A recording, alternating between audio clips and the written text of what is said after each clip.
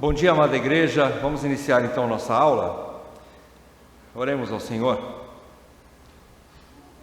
Senhor, te louvamos, Senhor, pelo dia do Senhor, dia de congregar, dia de estarmos assentados aos teus pés, aprendendo de ti, pela instrumentalidade do teu Espírito Santo, da tua palavra.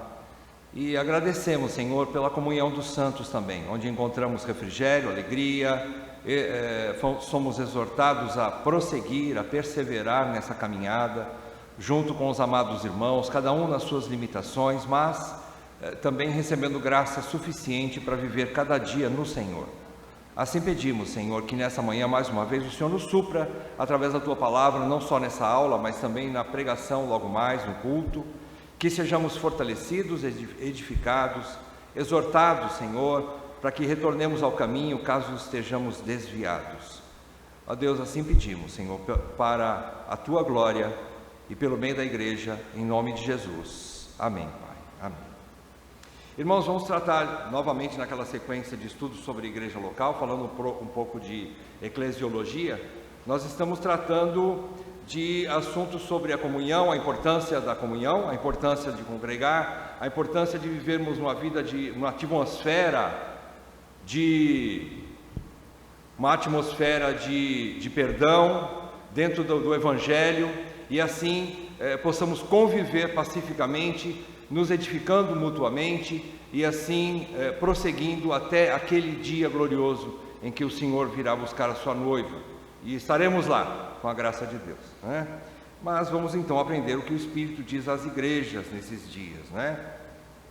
Muito bem, o tema então é seus aspectos individual, visível e militante. Igreja local, ela tem alguns aspectos. Creio que esses aqui sejam não seriam os únicos, mas os mais importantes, para que a gente possa ter uma noção do que significam esses termos e de como nós aplicamos isso para as nossas vidas, não é?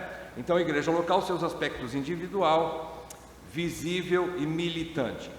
O que nós já vimos? Vamos fazer um resumo somente da última aula, né? Porque já foram várias. Então, o que nós vimos na última aula? Primeiro, nós vimos a importância da confissão, a confissão de pecados. A importância da confissão de pecados, ela é a porta de entrada para a cura da alma. Então, se dar o perdão para quem nos ofende também cura a nossa alma e nos livra da raiz da amargura de alma, nos livra do ressentimento, e assim nos liberta para nós caminharmos e continuarmos tendo comunhão com Deus e com os irmãos. A confissão de pecados para aquele que peca também é libertação para a sua alma, é cura para a sua alma, e Davi nos mostrou isso no Salmo 32, de 1 a 7, nós estudamos basicamente esse texto. O que nós aprendemos? Primeiro, admitir, confessar e deixar o pecado é cura para a alma e purificação para a igreja local. A igreja também é beneficiada quando nós confessamos os nossos pecados. Segundo, aprendemos que tempo não apaga pecados, mas sim o arrependimento e a confissão de pecados. Isso é que apaga pecado. Não adianta esperar o tempo apagar. O irmão vai esquecer, a irmã vai esquecer, ou eu vou esquecer daquilo que eu fiz de errado. Não vai. Davi nos mostra isso. Em terceiro e último lugar, aprendemos que calar pecados, então, nesse sentido, ou deixar de confessá-los, causa enfraquecimento espiritual. Vejam a progressão: enfraquecimento espiritual, quebra da comunhão com Deus e com os irmãos, e por fim, apostasia. Olha o perigo de viver em pecado, de manter-se no pecado e não se arrepender e não confessar. Muito bem. Sobre o tema de hoje, na aula de hoje, como introdução, vamos lá. Com a completude da obra de Cristo e o derramamento do Espírito, do seu Espírito, do Espírito de Cristo sobre a igreja de Jerusalém, inicia-se uma nova etapa para o povo de Deus. Na revelação progressiva da Bíblia, na revelação de Cristo, de maneira progressiva na Bíblia, você vai vendo que Deus vai afunilando até chegar a Cristo. No Velho Testamento, o único povo de Deus era geográfico, por assim dizer, embora você veja algumas situações em que Deus aceita gente de outros povos como seu povo também. O caso de Raabe, por exemplo, o caso de Ruth. Então a gente vai, de Ruth, né? Então você vai vendo casos assim semelhantes, em que alguns casos, mas o povo era geográfico, por assim dizer, era só Israel que era o povo de Deus. Mas com a completude, então, Cristo derrama seu Espírito e deixa de ser só Israel, não é? A pregação do Evangelho foi o instrumento que Deus usou para tocar corações e mentes de gentios, de pessoas de outros povos. Isso acontece imediatamente após a ascensão de Cristo, quando ele derrama o Espírito, naqueles dias em que os apóstolos e 120 pessoas, cristãos, judeus cristãos convertidos, estavam presos, amedrontados dentro de um cenáculo, e eles então recebem o Espírito de Deus de maneira sobrenatural, chamado dia do Pentecostes, né? E então começa a pregação. Imediatamente outras pessoas começam a ser atingidas dentro do judaísmo, dentro do povo de Israel, e depois então Jesus cumpre aquilo que ele prometeu, de começar em Jerusalém, toda a Judéia, Samaria, até os confins da terra. O Evangelho então foi expandindo para todo o mundo. Então a pregação do Evangelho foi o instrumento que Deus usou para isso, convertendo essas pessoas gentias e fazendo o seu povo também. Já não era mais só Israel, agora atinge todas as nações. Vejam isso, ó, no próximo parágrafo. Este povo deixa de ser limitado geograficamente, ou seja, Israel, e passa a abranger todos os povos, tribos, línguas e nações. O Evangelho chega a todo o mundo, não é? Assim, em cada local onde pessoas se convertiam a Cristo, igrejas locais eram estabelecidas. E em cada uma dessas igrejas locais, Cristo, o cabeça da igreja, lidou de forma individual e exclusiva. Presta atenção nisso. Embora Jerusalém na época foi chamado de igreja mãe, a igreja matriz, por assim dizer, né? Se você quiser usar o termo, não tem problema nenhum. Mas ela não regia as outras igrejas, principalmente fora do território de Israel. Quando chega à Ásia e o Evangelho esparrama então para a Europa e vai para todos os continentes, posteriormente, Jerusalém deixa de ser a igreja matriz, e ela tem então, cada igreja local é exatamente isso que você entende, é uma igreja numa localidade, ela é limitada, ela está ali dentro da sua vizinhança fazendo o trabalho evangelístico e de edificação mútua, um trabalho, como dizem alguns autores, um trabalho real, porque eles têm autoridade do rei para trazer novos convertidos para dentro da sua limitação de igreja, e também sacerdotal, que é de administrar esses novos convertidos, fazê-los crescer na graça e conhecimento de Cristo. Dois trabalhos nós agimos. Primeiramente como embaixadores reais, como Pedro fala, vocês são sacerdócio real, duas atividades da igreja, dois atributos. Sacerdote mantém o crescimento da igreja e evita a entrada de falsos mestres. Esse é um trabalho sacerdotal. E real. Por que real? Porque ele tem a autoridade do rei para trazer novos convertidos. Para a igreja, Jesus deixou as chaves para ligar e desligar, para pôr para dentro e para expulsar da igreja os que são falsos. Essa é a autoridade real que Jesus deu à igreja. Muito bem. Vamos ao primeiro caráter da igreja que nós vamos ver nessa manhã, é o seu caráter individual. A igreja local, seu caráter individual. Se você deixar sua Bíblia aberta em Apocalipse, eu peço isso, nós não vamos trabalhar todos os textos, mas eu quero que você observe Apocalipse, abra no capítulo 2. No capítulo 2 de Apocalipse, inicia-se o registro de João, quando ele estava na ilha de Patmos. Ele teve essa visão extremamente aterradora e maravilhosa de Jesus Cristo, e ele então, após essa visão, Cristo o consola, o coloca de pé e fala: escreve o que eu vou lhe dizer. E ele começa a escrever. Vejam para quem foi escrita Apocalipse no primeiro momento: para 7 igrejas da Ásia. 7 igrejas da Ásia, né?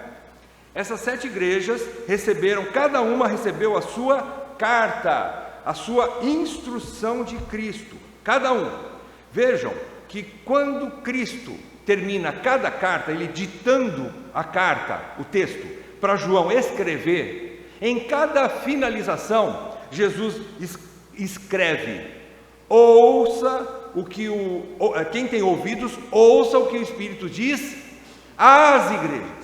Vejam, é como se Cristo estivesse dizendo assim: não é só para você que eu estou falando, eu estou falando para as igrejas. Então não é exclusividade de Esmirna, de Pérgamo, Tiatira, Sardes, Laodiceia, Éfeso, e não era exclusividade de uma única igreja o que Cristo estava falando. Porém, nós vemos que mesmo na pluralidade, Cristo fala, não é? Mas ele também diz o seguinte: olha, nós entendemos assim, apesar de entendermos que o Espírito Santo fala a todas as igrejas, direcionando-as para os mesmos objetivos, vejam, Cristo está edificando tanto a nossa igreja aqui em Campo Grande, quanto a igreja batista lá da Saron, em várias localidades, né? Lá em Maringá, lá em São Paulo, lá em Curitiba, fora do país. Cristo está nesse momento trabalhando e edificando a sua igreja, falando através do seu Espírito Santo e fazendo com que os crentes ouçam o que o Espírito diz às igrejas, né? Então isso está acontecendo de forma coletiva, e o objetivo é o mesmo, seja aqui, seja na China, o objetivo é o mesmo: glorificar a Deus e fazer convertidos, e fazer com que nós sejamos santos como o nosso Pai é santo, e que nós possamos viver uma vida que brilhe neste mundo, que traga luz a esse mundo. Este é o alvo de Cristo na igreja. Mas cada localidade, veja no final desse parágrafo, para cada localidade há orientações peculiares, são particulares, e governos independentes. Para cada igreja há governos independentes. Se da mesma forma que Cristo disse: quem tem ouvidos ouça o que o Espírito diz às igrejas, no final de cada uma das 7 cartas, também no início de cada carta, no primeiro versículo de cada carta, ele diz assim, 7 vezes: ao anjo da igreja em tal, ao anjo que está na igreja em Éfeso, por exemplo, a primeira carta. Ele não está dizendo que ali há um anjo literalmente falando, mas ele está mostrando que existem pessoas que ele chama aqui de anjos.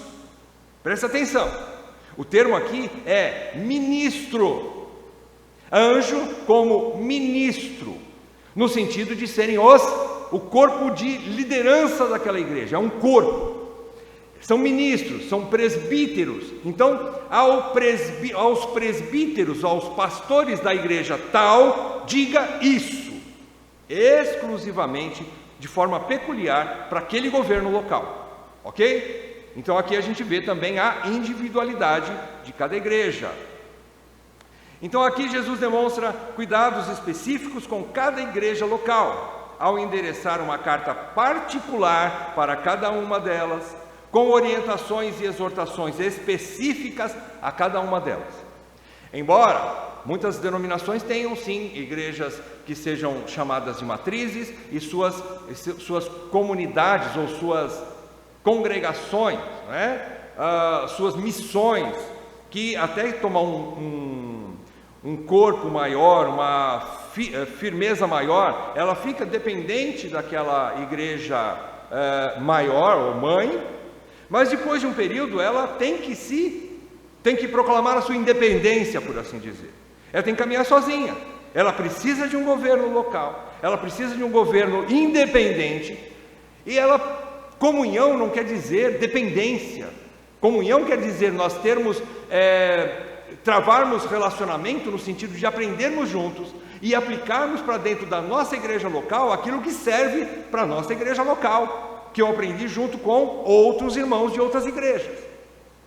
Então, Jesus deixou claro isso para nós entendermos que Essas particularidades mostram a independência de cada igreja local e uma dependência primeiramente de Cristo, que é o seu cabeça. Disso nós nunca ficaremos independentes, claro. Ele é o cabeça e ele rege através do seu espírito cada uma dessas igrejas, não é?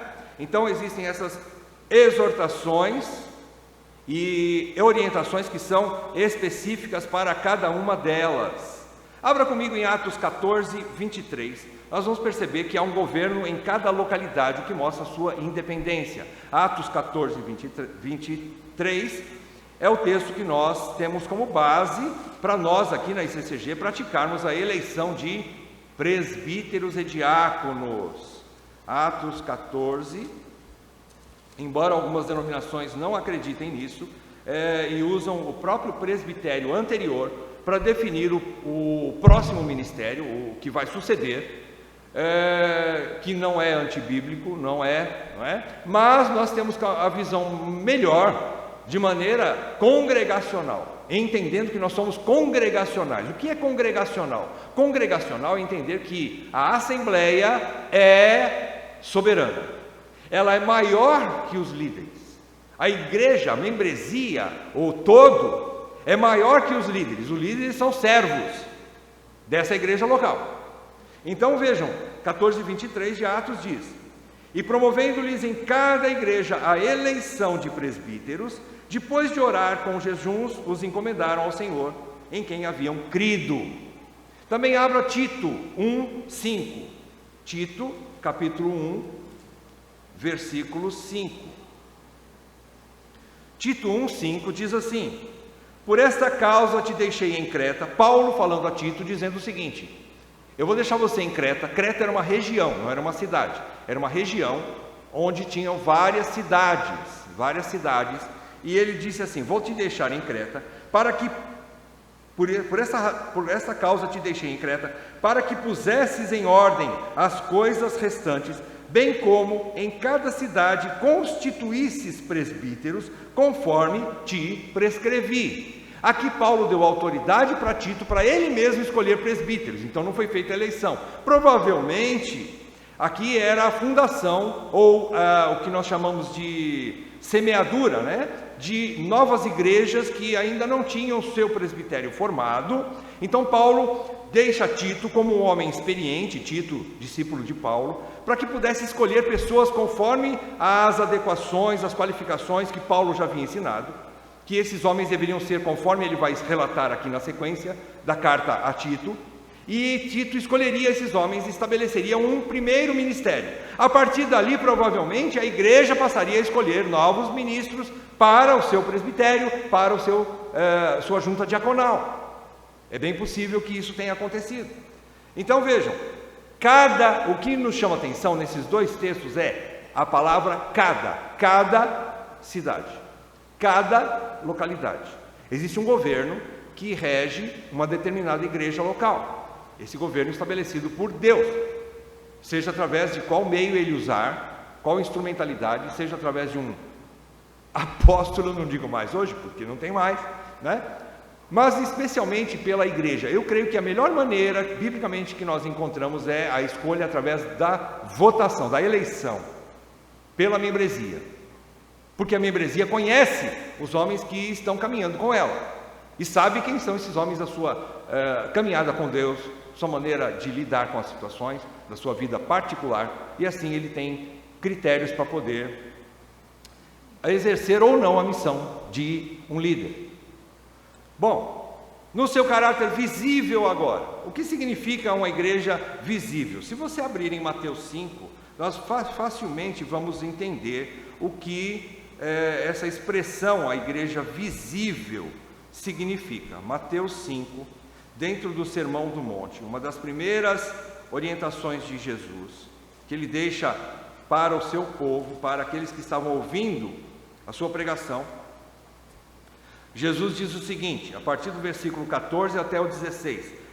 Você poderia ler o 13 também, mas eu quero pegar do 14 para frente para falar mais sobre a luz. 14. Vós sois a luz do mundo. Não se pode esconder a cidade edificada sobre um monte. Você não pode esconder uma cidade que brilha tão fortemente sobre um monte, né? Nem se acende uma candeia para colocá-la debaixo do alqueire, mas no velador, e alumia a todos os que se encontram na casa. Assim brilhe também a vossa luz diante dos homens. Para quem Jesus está falando isso? Para os seus discípulos. Assim também brilhe a vossa luz diante dos homens, para que vejam as vossas boas obras e glorifiquem o vosso Pai que está nos céus. Vejam, a expressão de uma igreja, ela passa a ser visível. Jesus tem essa intenção de fazer com que pessoas vejam o que é uma igreja, o que é um povo eleito de Deus, quais suas características, como que a igreja brilha. Brilhar significa algo extremamente visível, facilmente perceptível, não é? E que as pessoas não conseguem deixar de ver aquilo, não dá para deixar de ver, não é? Então, foi Agostinho de Hipona quem primeiramente usou esses dois termos, igreja visível ou militante, e igreja invisível ou triunfante, que são a mesma, é a mesma igreja, só com uma diferença: a sua membresia. Por que exceto a sua membresia? Eu vou explicar já.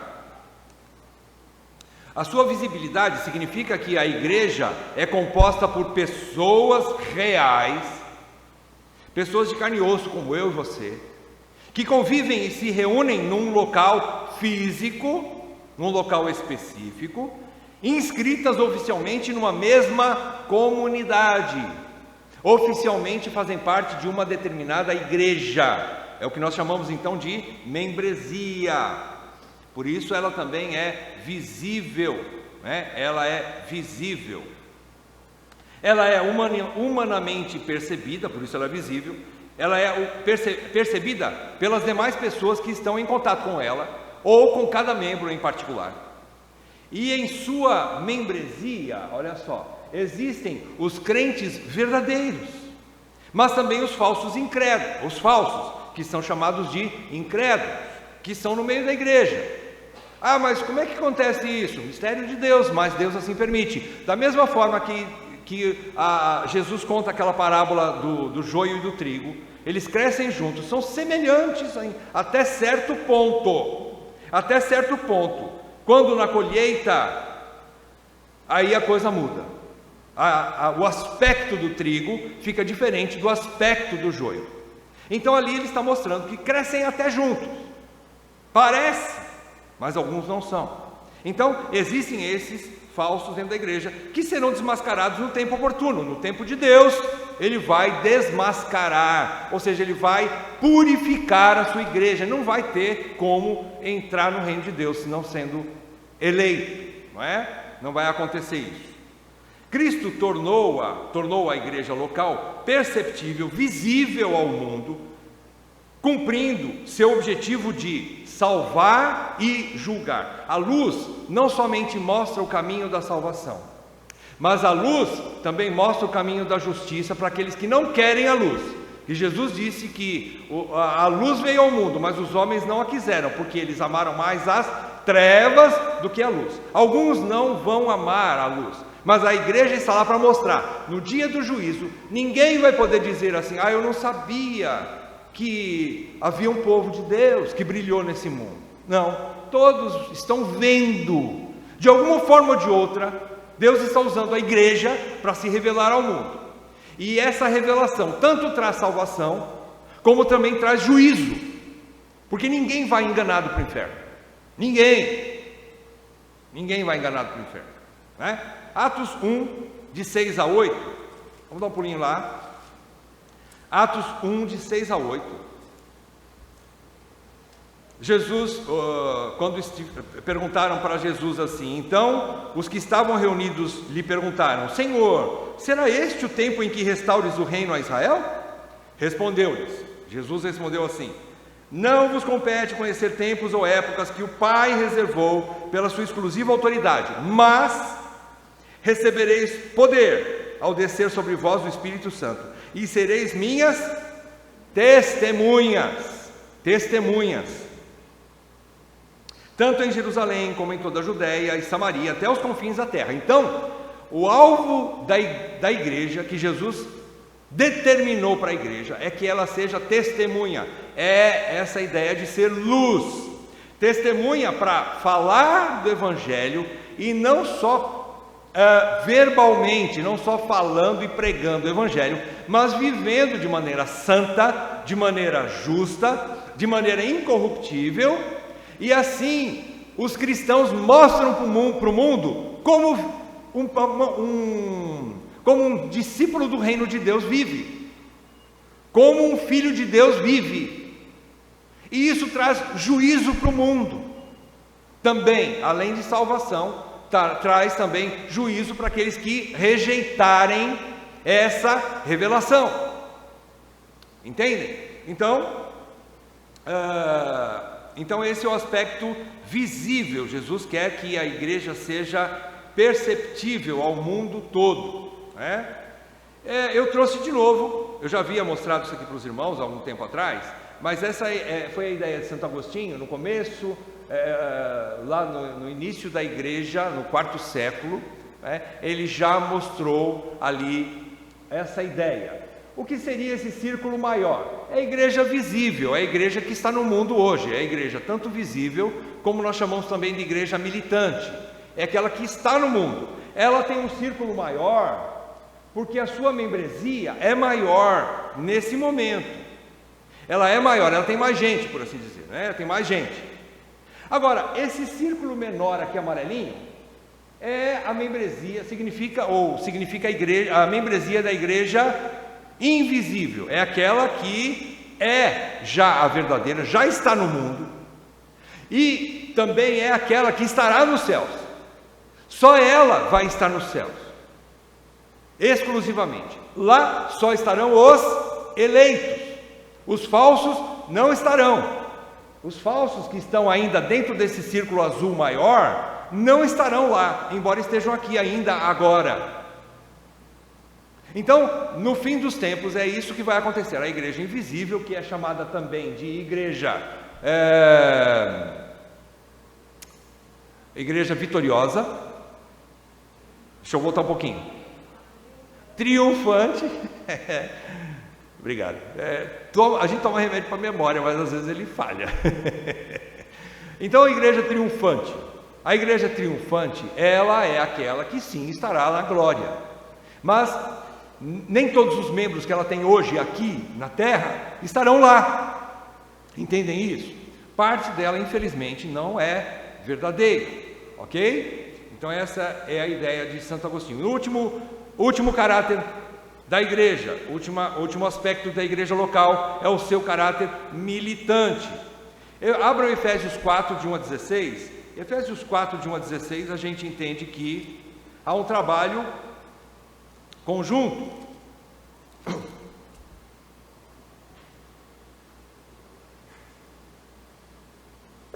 Há um trabalho conjunto entre liderança e membresia. Presta atenção, versículo 11 do capítulo 4 de Efésios. E ele, ou seja, Cristo, ele mesmo, concedeu uns para apóstolos, outros para profetas, outros para evangelistas e outros para pastores e mestres, com vistas ao aperfeiçoamento dos santos, para o desempenho do seu serviço, para a edificação do corpo de Cristo, até que todos, presta atenção, até que todos cheguemos à unidade da fé e do pleno conhecimento do Filho de Deus. A perfeita varonilidade. Não são só os líderes que têm a incumbência de crescer, a responsabilidade de crescer em Cristo, mas é toda a membresia.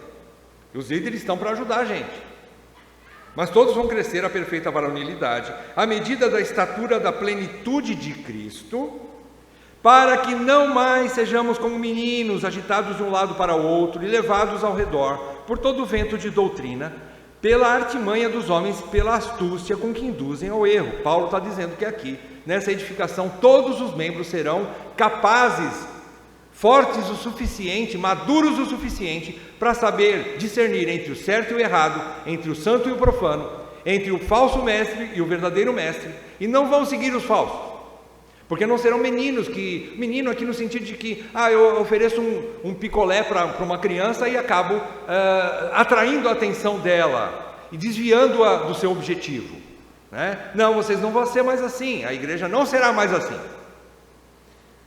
a membresia não será mais assim. Versículo 15: mas, seguindo a verdade em amor, cresçamos em tudo naquele que é a cabeça, Cristo, de quem todo o corpo, bem ajustado e consolidado pelo auxílio de toda junta, presta atenção, aqui ele fala no singular, toda junta, ou seja, cada membro vai trabalhar, segundo a justa cooperação de cada parte, efetua o seu próprio aumento para a edificação de si mesmo em amor. Então, Paulo está dizendo que, em seu aspecto militante, a igreja local trabalha, ou seja, ela milita, ela luta, ela tem o seu labor para a sua própria edificação, pela participação de cada e também de todos os seus membros. Não é um trabalho exclusivo de meia dúzia de pessoas, ele é um trabalho de toda a membresia. De alguma forma você é útil para a edificação dessa igreja local.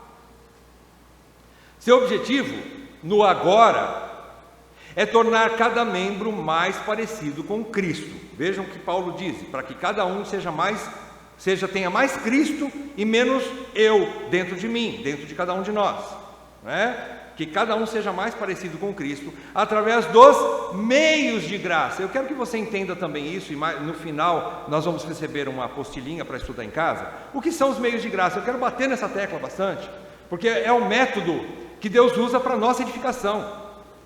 Então, através dos meios de graça, para vencer o pecado, a carne e o mundo e o inimigo. Essa é a maneira que Deus usa para a nossa edificação, para o nosso crescimento, através dos meios de graça dentro da igreja local.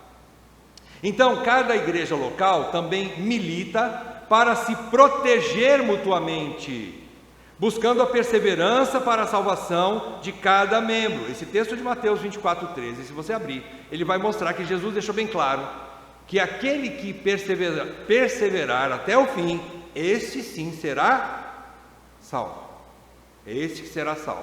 Agora, como é que você persevera no mundo contrário a você, com o coração que você tem contrário à sua fé, com o inimigo extremamente mais poderoso do que você? Como que você persevera sozinho? Não tem como. Uma ovelha só está protegida no meio do rebanho. Então aqui nós aprendemos que, como Paulo está ensinando aqui, é dentro do rebanho que nós somos edificados e nos tornamos protegidos. Em algum aspecto, por mais que eu cresça, por mais que eu seja maduro na fé, em algum sentido, em algum grau, eu dependo de vocês. Porque vai ter momentos em que eu, apesar de ser já uma pessoa madura na fé, ou qualquer um de nós sendo maduros na fé, ainda não enxergamos tudo, e eu preciso de você na minha retaguarda, mostrando que quando eu estiver entrando por um caminho perigoso de desvio, vocês vão me exortar e me ajudar. Eu não vivo sozinho sem vocês, e não persevero sozinho sem a igreja. E não adianta falar que é o mais madurinho na fé. Tem gente que fala, exibe, né, a sua espiritualidade. Eu tenho 50 anos de Bíblia. Grande coisa. Continua dependente de Cristo e sua igreja. Continua dependente de Cristo e da sua igreja. Então, é assim que a igreja luta. A coletividade e a mutualidade são os melhores meios de proteger cada membro da apostasia.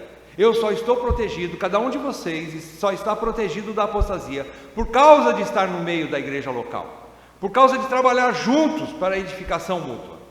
O momento que eu foco na igreja também, olha só, nós somos protegidos e nos edificamos mutuamente de duas formas. Pensa comigo, não só através de receber o trabalho de vocês, meus amados irmãos, me edificando, mas também quando eu coloco a minha mente, o meu coração e minhas mãos a serviço da igreja, quando eu estou envolvido, engajado com a igreja local, eu também estou colocando minha mente ali. Deixa de pensar um pouco no Facebook, deixa de pensar um pouco no que está acontecendo na política no mundo e no Brasil, deixa de pensar um pouco em coisas, não que não sejam importantes saber alguma coisa, mas às vezes a gente fica só nisso, e esquece que eu sou membro de uma igreja local, que a igreja precisa de mim, que a igreja precisa do meu trabalho. De alguma maneira eu sou útil lá para o meu irmão, para os meus irmãos. Eu só estou envolvido nas minhas coisas. Então aqui é uma exortação, cada membro trabalha. E é nessa coletividade, então, nessa mutualidade que nós estamos protegidos e crescemos, não é? Tá? Então, conclusões, fechando o assunto. Em seu aspecto individual, a igreja local caminha segundo a direção do cabeça, que é Cristo, pela instrumentalidade das Escrituras, é através das Escrituras que ela caminha, que essas Escrituras então ditam as regras ao seu governo local. O governo local só toma decisões, só ensina o que é bíblico, independentemente das demais localidades. Por exemplo, eu não posso implantar ideias de uma igreja, por mais boa que pareça na minha concepção de igreja. Eu visito uma igreja lá no Nordeste, por exemplo, vejo lá realmente uma igreja maravilhosa, super aquecida espiritualmente, amistosa, amável, receptiva, e tem todas essas qualidades que eu tanto amo. E eu trago as ideias de lá e quero implantar aqui, meter a goela abaixo dentro dessa igreja aqui. Às vezes não vai dar certo, Então, dentro da própria igreja e no momento certo que Deus vai usar você, eu e os nossos líderes para que isso aconteça. Isso vai ser na localidade, pela direção exclusiva do Espírito Santo, nessa igreja individual, local, independente. Em segundo lugar, em seu aspecto visível, a igreja local difunde-se no mundo e testemunha sobre a verdade do Evangelho, tanto para apresentar o amor de Deus para a salvação, quanto para apresentar a justiça de Deus para a condenação. Vocês sabiam que nós estamos aqui para mostrar a verdade para o mundo? E muitos vão olhar para nós e vão dizer assim: eu não quero isso, sai para lá, arreda de mim com esse trem aí, eu não quero. E muitos vão morrer em seus delitos e pecados, muitos vão morrer em seus pecados. E você não pode fazer nada, porque é Deus quem escolhe, não é você. Entre no descanso quanto a isso. Mas nós estamos aqui para ser luz. Então, de alguma forma, nós precisamos estar edificados, né? Nós precisamos estar entendendo essa responsabilidade. Eu mostro Cristo no mundo. Cristo me chamou para isso. Como membro de igreja, Cristo me chamou para ser luz e sal. E eu preciso entender isso. Isso muda a minha concepção da maneira de viver, a maneira com que eu lido com a minha família, com os meus filhos, com o meu cônjuge, a maneira com que eu lido com meus negócios. Eu não posso estar expressando luz, fazendo maus negócios, deixando de pagar contas, sendo um mau caráter. Eu não posso expressar luz dessa forma. Isso nos leva ao temor e à santidade. Em terceiro e último lugar, em seu aspecto militante, a membresia e a liderança da igreja local trabalham em conjunto para a sua edificação, fortalecimento e proteção mútuos. Então, reforçando, nós trabalhamos juntos. Você é muito importante para a edificação desse pequeno rebanho. Você é muito importante, sendo sal e luz. E também com os seus dons. Ah, mas eu não tenho nenhum. Tem sim. Talvez você ainda não descobriu. Para que o líder está aqui? Paulo diz, capítulo 4, de 11 até o 13, se eu não me engano, de Efésios 4. Ele mostra que os líderes estão ali para auxiliar você a descobrir também o seu dom. Existem dons especiais que é dado aos líderes, é verdade. Mas existem inúmeros outros dons, mais importantes do que os líderes, para todos os membros. Peça ajuda para o seu líder, para o seu presbítero, para descobrir qual é o seu. Estarem orando juntos, até que Deus mostre isso. Então Cristo é a última palavra de Deus, Ele é a última e maior revelação de Deus ao mundo. Isso ficou claro para nós sabemos disso. E Cristo só será conhecido pelo mundo através da igreja. Cristo não vai se revelar mais através de nenhum outro meio, a não ser pela igreja. Pela igreja. Seja através da pregação do Evangelho, mas também e especialmente pela vida de cada filho de Deus. Pela vida de cada membro da igreja, que é sal e luz. Assim Cristo é conhecido pelo mundo.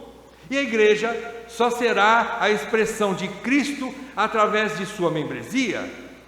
Se essa membresia, ou seja, essa membresia que ouve o que o Espírito diz às igrejas, e em especial essa membresia ouve o que o Espírito diz à igreja local. Às vezes a gente não valoriza, mas participar de uma EBD lá na CCG, o culto, será que é o que o Espírito diz às igrejas?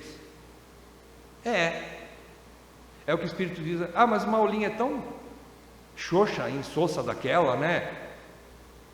É o que você precisa, é o que eu preciso, é o que nós precisamos. Deus sabe cada uma das nossas necessidades. Às vezes a gente sai daqui meio murcho. Hoje a pregação não foi tão magnífica como eu queria que fosse, mas é o que você precisa, é o que eu preciso. Então valorize a igreja local e que o Espírito fale a ela, e aí então você vai estar sendo fortalecido e ajudará os outros também. Há uma frase de Calvino disse que é tarefa da igreja tornar visível o reino invisível. Nós fazemos isso em primeiro lugar pela proclamação do Evangelho, pelo evangelismo, por evangelismo, mas também podemos fazê-lo modelando. Ele usa o termo modelando. O que significa modelando? É dando forma, fazendo visível o Evangelho para as pessoas. Então, também a igreja pode fazer Cristo visível, o reino de Deus visível, demonstrando justiça no mundo, demonstrando misericórdia para o mundo e mostrando ao mundo como deve ser o reino de Deus. A membresia é que vai fazer isso, irmãos. Olha a nossa responsabilidade. Meu desejo é que caia a ficha em nós, em cada um de nós, e todos os que vão nos ouvir ainda, para que a gente entenda a responsabilidade de ser membro de uma igreja. Você não está ali como visitante, você não está ali como turista, você não está ali como um espectador, você está ali como um participante, um membro, um ativo membro de igreja. E você tem a incumbência de levar essas verdades e aplicá-las em sua vida e espargir o Evangelho para a sua vizinhança, para os amigos de trabalho, para a sua família, seus parentes, para aqueles que você tem contato. Então essa é a ideia de igreja local, como igreja individual, visível e militante. Ok? Temos alguns minutinhos. Alguém quer fazer algum complemento sobre igreja local e o que nós vimos hoje pela manhã? Então vamos orar para nós encerrarmos? Ó Deus, obrigado, Senhor, pela Tua palavra. Obrigado porque nós não ficamos sem luz nesse mundo. E obrigado porque o Senhor tem se importado conosco, ainda que tão falhos, tão limitados, mas o Senhor tem amado essa igreja. E pedimos que assim seja para sempre, independente das pessoas, Senhor, mas para a glória do Teu nome, nós pedimos que o Senhor continue se importando e preservando essa igreja, para que nós possamos continuar sendo sal e luz, para que nós possamos continuar glorificando o Teu nome em tudo o que fizermos, e que nós sejamos realmente a expressão, o testemunhas de Cristo para o mundo. Ajuda-nos, Senhor, e preserva essa igreja contra os falsos mestres também, contra o falso evangelho. Que assim sejamos uma igreja forte, edificada sobre a rocha, que é Jesus Cristo, e aí poderemos então declarar que as portas do inferno não prevalecerão contra nós. Que assim seja, Pai, em nome de Jesus. Amém. Amém.